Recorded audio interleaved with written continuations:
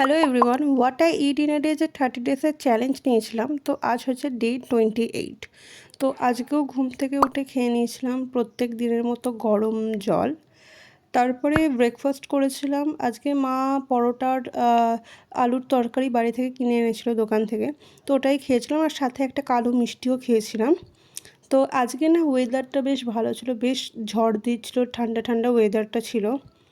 তারপরে লাঞ্চ করি। লাঞ্চে আজকে ছিল ভাত, ডাল, আলু পেঁয়াজ ভাজা, মাছের ঝাল, বড়া, লাউয়ের একটা ছোলা দিয়ে তরকারি আর আমের চাটনি। তারপর বিকাল নাগাদ একটু মিষ্টি খেতে মন হচ্ছিলো, তো আমি এই সন্দেশটা খেয়েছিলাম।